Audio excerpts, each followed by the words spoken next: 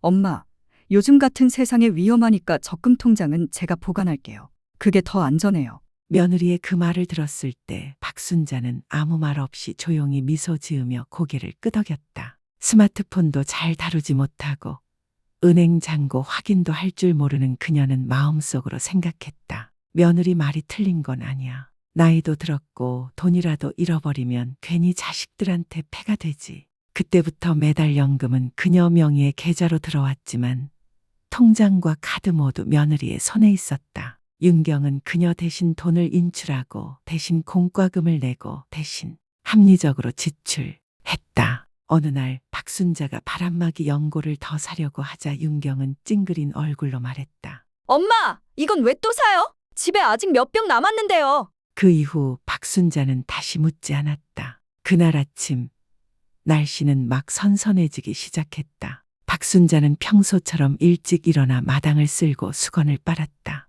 그리고 아들 방에 혹시 빨래할 게 있나 보려고 올라갔다. 자식들과 함께 살면서도 그녀는 여전히 손을 보태며 사는 삶이 자신에게 의미 있다고 느꼈다. 며느리의 서랍에 수건을 넣으려던 순간 그녀는 우연히 낡고 두툼한 종이봉투 하나를 발견했다. 몇 건의 업무 수첩 뒤에 가려져 있었다. 읽으려던 건 아니었다. 하지만 익숙한 필체로 적힌 문구, 비상금 박순자 명의 통장을 보자 그녀의 심장이 멎는 듯 멈췄다. 그녀는 봉투를 꺼내 조심스럽게 열었다. 손이 떨렸다. 아주 깨지기 쉬운 무언가를 다루듯이. 그 안에는 바로 그녀의 연금 수령 계좌의 은행 명세서가 들어있었다. 거기 적힌 숫자에 그녀는 말문이 막혔다. 1825만 원. 그 돈은 이미 오래전에 다 써버린 줄 알았다. 거래 내역은 일정했다. 매달 5일에는 30만 원, 중순에는 50만 원, 어떤 달은 70만 원까지 인출됐다.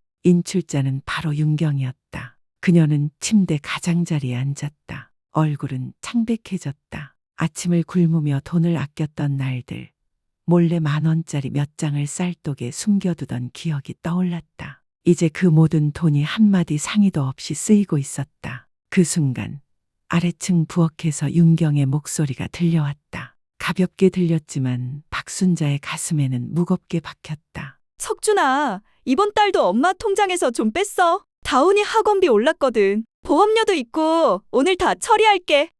또 뺐어? 엄마 알면 곤란한데. 걱정 마, 엄마는 카드가 어디 있는지도 모르잖아. 늙으면 좀 쉬어야 할 텐데.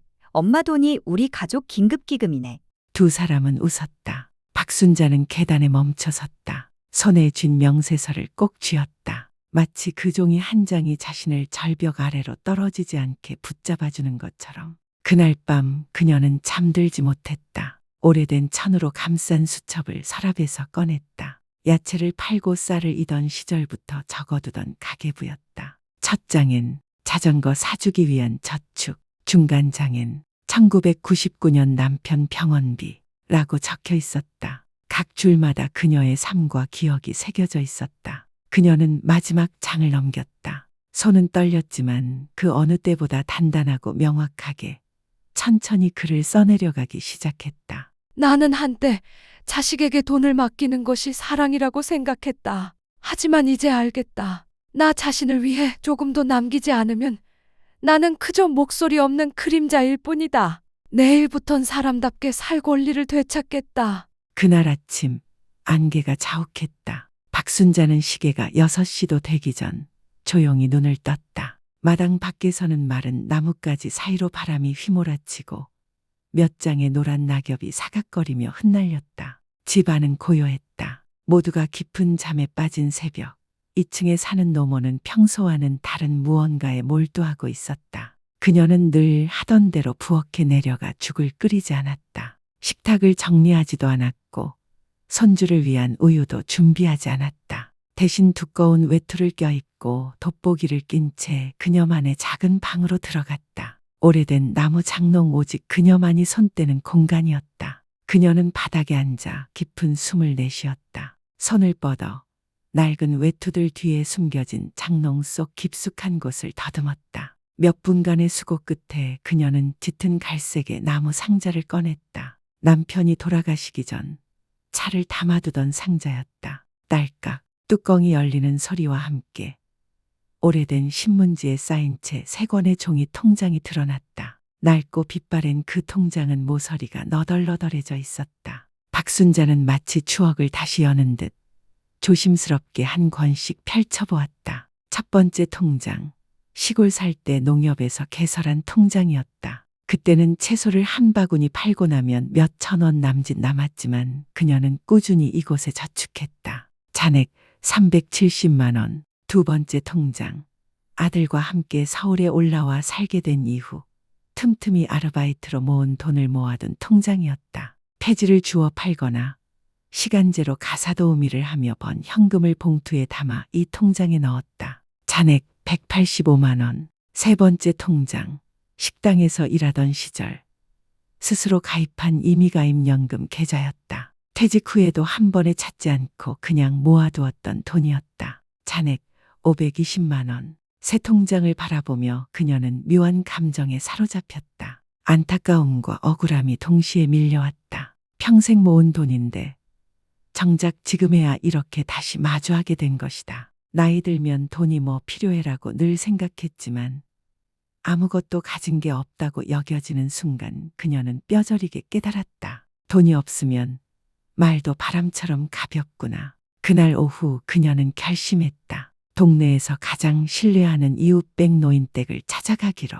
백노인은 아내가 세상을 떠난 뒤 홀로 살았다. 자식도 없었다. 그의 집은 작지만 정갈했고 조용했다. 두 노인은 가끔씩 차를 마시며 별다른 주제 없이 대화를 나누곤 했다. 그러나 그 시간만큼은 박순자가 가장 마음 편안함을 느끼는 순간이었다. 백 선생님, 박순자는 조용히 말하며 손에 쥔 나무 상자를 내밀었다. 부탁드릴 게 있어요. 이 일 좀 도와주실 수 있을까요? 백노인은 그녀를 바라보았다. 아무 말도 묻지 않고 조용히 고개를 끄덕였다. 박순자가 사정을 설명한 뒤 그는 잠시 말이 없었다. 그러더니 안쪽 방으로 들어가 한 묶음의 서류를 꺼내왔다. 이건 예금 계좌 소유권 보존 신청서예요. 여기에 서명만 하시면 내일 은행에 가서 제가 확인 처리해 드릴게요. 이런 통장들 직접 나서지 않으면 어느 날 갑자기 사라져도 모릅니다. 박순자는 떨리는 손으로 서류를 받아들고 펜을 들었다. 서명을 마치자 마치 오랜 세월 마음속에 얽힌 매듭 하나가 풀리는 듯한 기분이었다. 그녀는 알았다. 단 한 번의 이 단순한 행동만으로도 자신의 삶을 다시금 되찾는 첫걸음을 내딛었음을. 그날 밤 방으로 돌아온 박순자는 작은 탁상등 앞에 홀로 앉았다. 그녀는 조용히 수첩을 펼쳐 마지막 페이지를 넘겼다. 속마음을 적어두는 공간이었다. 아무에게도 말 못한 이야기들을 써온 곳. 그리고 그녀는 이렇게 적었다. 나는 많이 바라지 않는다. 하지만 누군가 나를 아무런 가치 없는 존재로 여기는 건 받아들일 수 없다. 돈이 가족의 척도는 아니지만 손에 아무것도 없을 때 자식들은 내가 한때 그들을 키우기 위해 인생을 걸었다는 사실조차 잊는다. 이제 나는 조금이라도 지키겠다 쓰려고가 아니라 어머니로서 마지막 자존심을 지키기 위해서다. 부슬비가 내리는 회색 하늘 아래 박순자는 방 안차 테이블에 앉아 있었다. 손에는 오래되어 빛바랜 염주가 들려 있었고 앞에는 김이 살짝 오르는 찻잔이 있었지만 그녀는 마시지 않았다. 그녀의 마음속에서는 오래된 의심이 점점 분명한 실망으로 자리 잡아가고 있었다. 거실 쪽에서 언쟁이 시작되었다. 익숙한 소리였지만 이번엔 그녀는 유난히 귀 기울였다. 아들 석준의 긴장된 목소리가 들려왔다. 너 이 대출 일시담보라며 은행에서 이제 서두르라고 하잖아. 안 하면 기회 놓친다니까. 윤경의 대꾸는 냉담했다. 그럼 엄마한테 서명하라고 해. 그냥 명의만 빌리는 거잖아. 집 파는 것도 아닌데 엄마 나이도 많은데 뭘 안다고. 그냥 아들 돕는 거라면 무조건 도장 찍지. 그런데 요즘 엄마 이상하지 않아? 말도 줄고 자꾸 서랍 뒤지고 뭔가 눈치챈 거 아닐까? 괜찮아. 만약 안 해주면 다원이를 쓰면 돼. 손주 얘기만 하면 마음 약해지거든. 그건 확실해. 박순자는 그 자리에 얼어붙은 듯 앉아 있었다. 아이들의 말 한마디, 한 글자 한 글자가 가슴을 찌르는 칼날 같았다. 그녀는 그동안 오직 가족을 위해 자신을 다 바쳐왔다고 생각했다. 하지만 자식들의 눈에는 그녀는 단지 돈줄일 뿐 이름만 빌려주는 서명 기계였을 뿐이었다. 그날 저녁 식사가 끝난 후 며느리는 익숙한 연극을 시작했다. 바람처럼 가벼운 목소리로 말했다. 어머니, 은행에서 대출 서류 마무리하려면 서명이 하나 필요하대요. 그냥 명의만 잠깐 빌리는 거예요. 어머니가 좀 도와주시면 안 될까요? 식탁 위엔 은행 로고가 선명하게 찍힌 문서가 놓여 있었다. 제목, 담보 제공 동의서. 박순자는 그 종이를 멍하니 바라봤다. 심장이 요동쳤다. 젓가락 위에 김치 조각이 국그릇 안으로 떨어졌지만 그녀는 알아차리지도 못했다. 이 집 어머니 이름으로 되어 있죠? 그녀는 떨리는 목소리로 물었다. 네, 그렇긴 한데요. 누가 집 건드리는 것도 아니잖아요. 그냥 서류만 있어야 은행이 안심한대요. 어머니, 저 못 믿으세요? 박순자는 대답하지 않았다. 그녀는 낮에 들었던 말들을 떠올렸다. 아무 상의 없이 빠져나간 통장 속 돈들, 두통약 좀 사달라고 했을 때 돌아온 차가운 눈빛. 그리고 지금 그녀에게 필요한 건 의견이 아니라 서명이라는 현실. 그날 밤 다온이는 그림 한 장을 들고 방으로 들어왔다. 엉성한 낙서로 그려진 자동차와 햇살 속 웃는 가족들. 할머니, 엄마가 그러는데 서명해주면 장난감 차 살 수 있대. 나 착하게 굴게 해줄 거죠? 박순자는 손자를 꼭 껴안았다. 조금 퀴퀴한 머리카락 냄새, 아이의 따뜻한 숨결이 귀 옆에 닿는 순간 그녀는 가슴 깊은 곳이 먹먹해지는 걸 느꼈다. 눈물이 금방이라도 흘러나올 것 같았지만 그녀는 꾹 참았다. 할머니는 우리 다온이 정말 많이 사랑해. 하지만 세상엔 그냥 서명 하나로 끝나지 않는 일이 있단다. 손자가 방을 나간 후 박순자는 조용히 수첩을 펼쳤다. 그리고 이렇게 썼다. 나는 자식이 더 나은 삶을 바라는 마음을 원망하지 않는다. 하지만 그 삶이 늙은 어머니의 신뢰를 밟고 올라서는 것이라면 그 대가는 너무도 천하다. 나는 이미 다 주었다. 이제 남은 마지막 한 조각은 내가 지킬 것이다. 분노 때문이 아니다. 나는 사람으로 살아야 하니까. 반항 한마디 못하는 돈 찍는 기계로는 더는 살지 않겠다. 그 다음 날 아침 서울의 하늘은 먹구름으로 가득했고 차가운 바람이 뼛속까지 스며들었다. 집안은 여전히 조용했지만 박순자는 아주 이른 새벽부터 깨어 있었다. 그녀는 난로를 켜지 않았다. 평소처럼 인삼차를 우리지도 않았다. 다온이를 위한 아침 죽도 데우지 않았다. 대신 그녀는 방 안에서 조용히 앉아 있었다.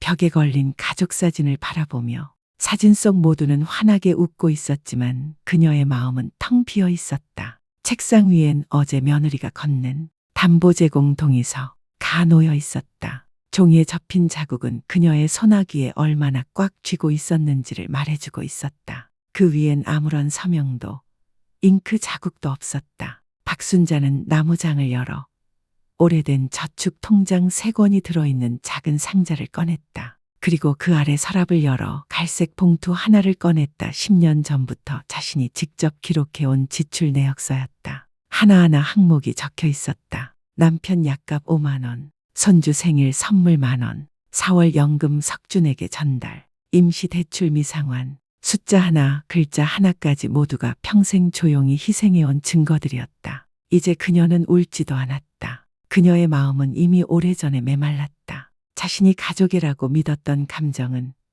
이 집안에서 오랫동안 일방적인 의존일 뿐이었음을 깨달았기 때문이다. 오전 8시. 박순자는 이미 외출 준비를 마쳤다. 짙은 갈색 외투, 스스로 뜬 목도리, 고무창이 달린 부드러운 신발.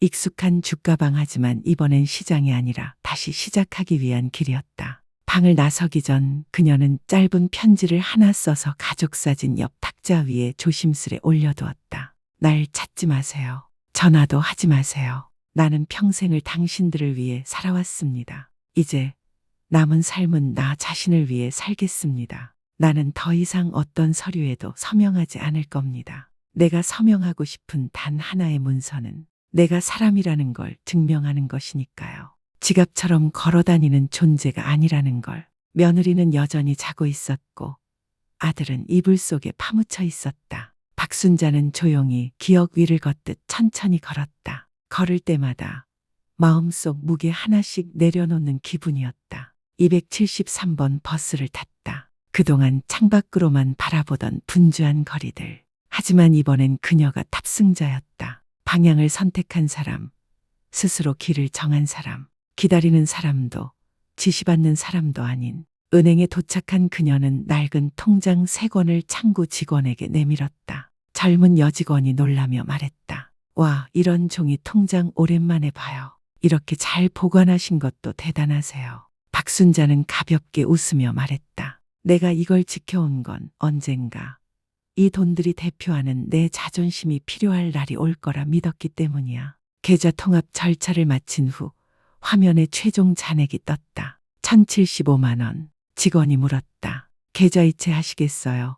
아니면 현금으로 인출하시겠어요? 박순자는 단호하게 말했다. 현금으로 인출해 주세요. 그리고 새로운 계좌 하나 더 만들고 싶어요. 기존 계좌랑은 절대 연결하지 마세요. 가족들이 알면 안 되거든요. 창구 직원은 망설이며 말했다. 정말 괜찮으시겠어요? 혹시 무슨 일이 생기면 가족들이 몰라서 더 어려워질 수도 있는데요. 박순자는 젊은 직원을 바라보며 눈빛은 차갑고 말은 느렸지만 단단했다. 얘야, 어떤 때는 가족이기 때문에 모든 걸 숨겨야 할 때도 있는 거란다. 돈을 인출한 후 그녀는 곧장 백노인이 소개해준 법률사무소로 향했다. 그곳에서 그녀는 자산, 계좌, 개인정보 사용에 대한 모든 위임을 철회하는 문서를 작성했고 자신 명의의 재산에 대해 가족들이 무단 접근하지 못하도록 은행에 요청하는 서류도 함께 준비했다. 박순자의 서명은 흔들림이 없었다. 마치 돌에 새긴 듯 단단했다.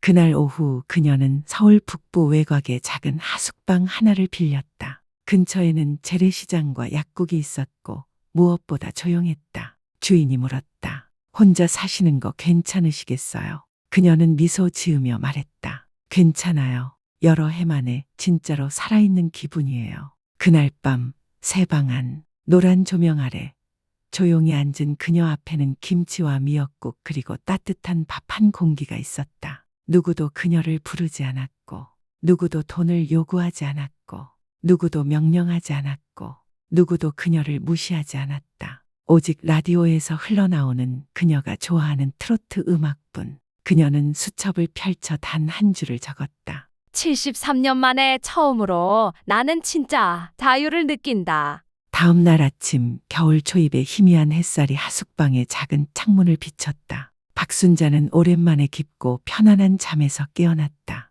소란한 언쟁도 악몽도 없는 밤이었다. 누구도 죽 끓여 달라 부르지 않았고 복도를 뛰어다니는 발소리도 없었다. 귀를 아프게 하던 TV 소리도 들리지 않았다. 오직 참새 소리만 마당에서 들려왔고 가스버너 위에 인삼차는 은은한 향을 퍼뜨리고 있었다. 그녀는 작은 잔에 차를 따라 마셨다. 손은 약간 떨렸지만 눈빛은 평온했다. 창가에 앉아 바쁜 거리 사람들을 내려다보며 생각했다. 지금 3층에 앉아있는 이 굽은 허리, 하얀 머리의 노인이 얼마나 조용하면서도 용기 있는 탈출을 했는지 아무도 모른다는 것을. 주말이 되어 그녀는 근처 재래시장에 갔다. 장사꾼들은 금방 그녀를 알아봤다. 아줌마, 오늘 김치 막 담갔어요. 내일 고등어 신선한 거 들어와요. 꼭 일찍 나오세요. 박순자는 고개를 끄덕이며 채소 가득 담긴 청가방을 안았다. 다리가 아프고 허리가 뻐근했지만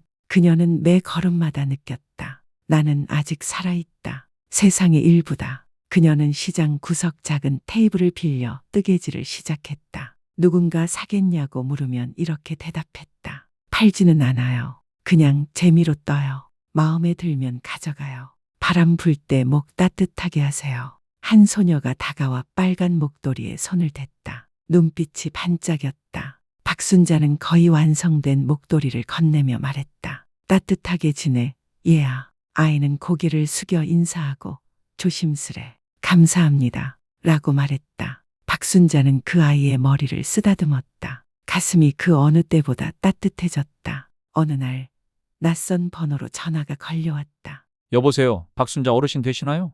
네, 누구세요? 저 주민센터 복지 담당자예요. 아드님께서 어르신이 며칠째 연락이 안 된다고 하셔서요. 가족들이 걱정하고 계세요. 박순자는 잠시 침묵한 뒤 부드럽게 말했다. 그쪽에 전해주세요. 나는 실종된 게 아니라 드디어 나 자신을 되찾은 겁니다. 그녀는 전화를 끊고 휴대폰을 탁자에 내려놓았다. 그 옆에는 김이 오르는 찻잔 그리고 완성되지 않은 초록색 목도리 한 가닥이 놓여 있었다. 그날 밤 그녀는 다시 수첩을 펼쳤다. 그리고 이렇게 썼다. 나는 한때 아무것도 새로 시작할 수 없다고 생각했다. 하지만 돌이켜보니 끝이라 여겼던 그 순간이 진짜 내 인생의 시작이었다. 나는 늙은 게 아니야. 이제야 제대로 살고 있을 뿐이야. 처음으로. 일요일 아침 겨울 햇살이 거실 창문 틈으로 비스듬히 들어왔다. 가스레인지는 잠잠했고 식탁은 텅 비었으며 죽 냄새도 냄비 부딪히는 소리도 다정한 노인의 모습도 보이지 않았다. 민경 며느리가 방에서 나와 길게 하품을 하며 차가워진 부엌을 보고 얼굴을 찌푸렸다. 할머니 또 늦게 일어나셨어요. 아무 대답도 없었다. 익숙하던 기침 소리도 덜컥거리는 슬리퍼 소리도 모두 사라졌다. 민경은 곧장 시어머니 방으로 갔지만 문을 밀어 열자 비어 있었다. 침대는 깔끔하게 정돈되어 있었고 이불도 말끔했다. 탁자 위에는 4번 접힌 편지 한 장. 그 옆에는 순자가 떠다 놓고 간 그녀가 뜨던 회색 목도리가 놓여 있었다. 석준 아들 이 아내의 목소리에 방에서 나왔고 편지를 읽자 손이 떨리며 종이를 떨어뜨렸다. 한 줄, 한 줄이 그의 가슴을 얼려버리는 듯했다. 어머니는 한동안 밖에 계실 겁니다. 찾지 마세요. 전화도 하지 마세요. 서명을 기다리지 마세요. 지금 어머니는 인생을 먼저 살아가는 중입니다. 책임 있게 남긴 거절의 말, 비난도 슬픔도 없었다. 단지 담담하고 확고한 단절이었다. 처음에 민경은 콧방귀를 뀌며 말했다. 또 투정이구나. 어차피 돌아올 때도 없을 텐데. 하지만 그녀는 곧 시어머니에게 전화를 걸어보았고 휴대폰은 꺼져 있었다. 이웃백 노인댁에 전화했지만 돌아온 답은 짤막했다. 그분은 잘 지내고 계세요. 부탁이니 그만 괴롭히세요. 석주는 진짜 걱정이 되기 시작했다. 그는 방안을 뒤지고 옷장과 서랍을 확인했다. 익숙한 물건들만 남은 채 단 한 사람만 사라져 있었다. 집은 점점 더 조용해졌다. 다운 손주 이 집 안을 이리저리 다니며 엄마, 할머니 어디 계세요? 왜 아침 죽도 없고? 안 추워요? 할머니 아직 목도리 다 뜨셨어요. 하지만 누구도 답해주지 않았다. 넓고 깨끗한 부엌이지만 이제는 오싹하게도 느껴졌다. 충분한 소파가 있어도 그토록 조용히 앉아 쿠션을 꿰매던 존재가 없었다. 밤이 오자 집은 더욱 고요했다. 집안엔 더 이상 노인의 숨소리가 들리지 않았다. 차를 따라 마시는 소리도, 이른 아침 누군가 마당에서 뛰어다니며 불을 켜는 소리도, 손으로 니트 옷을 비비며 빨던 소리도 없었다. 석주는 휴대폰을 열고 통화 기록을 살펴보았지만 시어머니가 새 번호를 남기지 않은 것을 깨달았다. 주소도 없고 흔적도 없었다. 단 하나 짙은 부재감만이 남았다. 그는 의자에 주저앉아 머리를 감쌌다. 어머니 어디 계신 거예요? 제발 한마디만이라도 말해줘요. 그날 밤 불이 모두 꺼진 집안. 석준과 민경은 잠들지 못하고 벽을 마주하며 불안한 마음을 달랬다. 복도 끝 작은 방에서는 다온이 밤 공부를 하고 있었다. 탁상 등의 불빛 아래 한 장의 A사 용지엔 어린아이답게 낙서 섞인 글씨가 가득했다. 할머니요, 할머니 어디 계세요? 내가 안아주기 덜 해드려서 속상하시면 미안해요. 할머니께서 이야기해 주실 때, 제가 목도리 짜주실 때요. 엄마가 금지했을 때 과자 주시던 때가 보고 싶어요. 할머니 추우시면 안 돼요. 할머니가 인삼차 못 마시고 약도 못 챙겨드리면 너무 걱정돼요. 할머니가 떠나기 전까지 제가 가방에 할머니가 떠서 주신 목도리 넣고 있을게요. 할머니 너무 멀리 가지 마세요. 제가 기다릴게요. 다온이는 편지를 정성스레 접어 하얀 봉투에 넣고 겉에 이렇게 썼다. 할머니께 어디 계시든지. 다음 날 아침 등교 전에 다온이는 그 편지를 들고 창가에 앉아 아버지를 기다렸다. 아빠, 이 편지 우체통에 넣어주세요. 할머니는 전화번호도 없으니까 우편으로 보내볼게요. 혹시 찾으실지도 몰라요. 석주는 말을 잃었다. 떨리는 손으로 봉투를 받아들고 겉봉에 적힌 글씨를 읽었다. 할머니께 어디 계시든지. 오랜만에 그의 얼굴엔 따뜻한 눈물이 흘렀다. 어른들 마음속에서 가족의 정은 돈과 계산에 밀릴 수 있다 해도 아이에게는 순수하고 순수한 사랑이 여전히 남아 있었다. 비록 다소 서툴러 보일지라도 말이다. 그날 밤 서울 외곽의 작은 하숙방 창가에 앉은 박순자는 찬바람이 커튼을 스미듯 지나가는 소리를 들으며 새 목도리를 계속 떠내렸다 다온이를 위해 떠주려던 연두색 목도리였다. 그때 낯선 번호로 온 문자 메시지가 그녀의 휴대폰 화면에 떴다. 할머니께 한 아이가 보낸 편지가 있습니다. 손주 다온이입니다. 수령을 원하시면 주소를 확인해 주세요. 그녀는 화면을 응시했다. 눈가가 촉촉해졌다. 그리고 오랜만에 아주 작은 웃음이 터졌다. 그래도 누군가는 나를 여전히 그리워하고 있네. 진심으로.